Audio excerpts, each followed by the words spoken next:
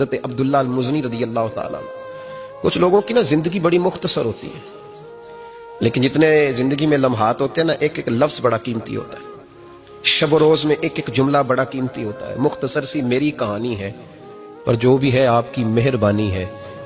فرماتے ہیں کہ میرے والد بچپن میں انتقال کر گئے، مجھے چچا نے پالا تھا. اللہ نے میرے اوپر رحم کیا اور میں رسول اللہ کا غلام بن گیا. چچا اسلام کا بڑا دشمن تھا، تو مجھے نبی پاک صلی اللہ علیہ وسلم کا نام سننا معاذ اللہ جلال میں آ جاتا تھا سنتے ہی، لیکن مجھ سے رہا نہیں جاتا تھا. اب میں کیا کروں؟ میرا روز دل کرتا تھا مدینے جانے کو. روز میری ماں میرے درد سے آشنا تھی. ایک دن میں تڑپ اٹھا، میں نے کہا اماں مجھے پتا ہے تو نے میری خاطر نکاح نہیں کیا، لیکن اماں میرا اب دل نہیں لگتا، چچا جانے نہیں دیتا. اماں کہنے لگی بیٹے جا، میری طرف سے اجازت ہے. کہتے ہیں میں جا کے چچا کے سامنے کھڑا ہوا. چچا میں نے جانا ہے. کہاں؟ پتہ اسے تھا مسلمان ہے. کہاں جائے گا؟ میں نے کہا مجھے مدینے جانا ہے. کہتے ہیں وہ تو آگ بگولا ہو گیا. کہنے لگا تیرے پاس جو کچھ ہے سارا میرا دیا ہوا ہے. تو میں نے کہا چچا رکھ لے. کہا جیبوں میں جو ہے وہ بھی نکال دے. کہتے میں نے رکھ دیا. پھر جلال میں کہنے لگا یہ جو تو نے کپڑے پہنے یہ بھی میرے ہیں. حضرت عبداللہ المزنی کہتے ہیں میں نے وہ کپڑے بھی اتار کے دے دیے.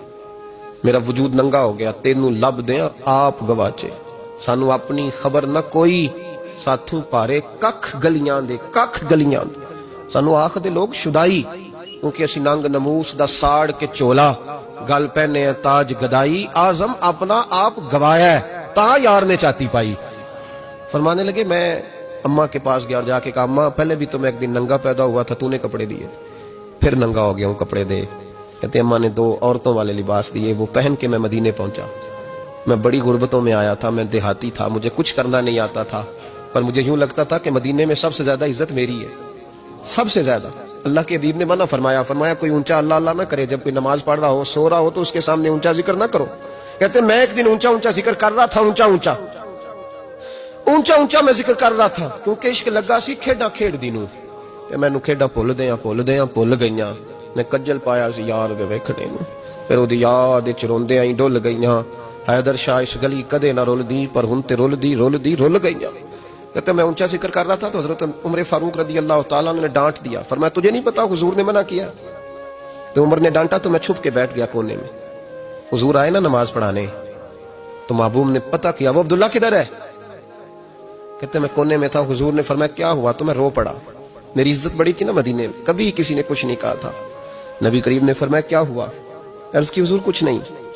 پھر بھی بتاؤ. کہتے میں رو پڑا. میں نے کہا یا رسول اللہ میری غلطی تھی تو سیدنا فاروق اعظم نے ڈانٹ دیا ہے. فرمایا ہوا کیا؟ یا رسول اللہ میں اونچا ذکر کر رہا تھا، اور بات بھی ٹھیک ہے، کچھ لوگ قریب نماز پڑھ رہے تھے، حضرت عمر نے منع کیا. نبی کریم علیہ السلام نے فرمایا بلاؤ نہ ذرا عمر کو.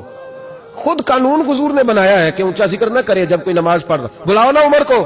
جناب عمر آئے تو حضور نے فرمایا عمر میرے عبداللہ کو کوئی نہ ڈانٹے. کسی ان پڑھ سے، کسی دیہاتی سے، کسی بھولے سے انداز دیکھے حضور کا، اسے کوئی نہ ڈانٹے.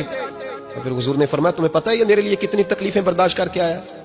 صحابہ فرماتے ہیں یہ خوش نصیب ہے جس کی روح بھی محبوب کے ہاتھوں میں نکلی.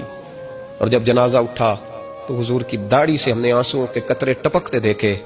مدینے میں رواج تھا کہ قبر میں قریبی عزیز اتارا کرتے تھے، پر ان کا تو مدینے میں رشتہ دار ہی کوئی نہیں تھا. حضرت عمر فاروق اور جناب ابو بکر صدیق کہنے لگے ہم قبر میں اتارتے ہیں. جب ان دونوں نے اٹھایا قبر میں گئے تو کہتے ہیں کمال دیکھو اللہ کے رسول ہم دونوں سے پہلے قبر میں اتر گئے.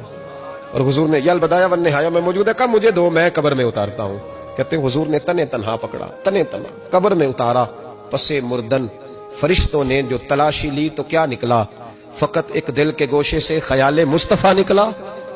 نبی کریم علیہ السلام نے قبر میں رکھا اور ساتھ فرمایا اے اللہ میں آج شام تک اس سے راضی تھا، تو بھی اپنے کرم سے اس سے راضی ہو جا.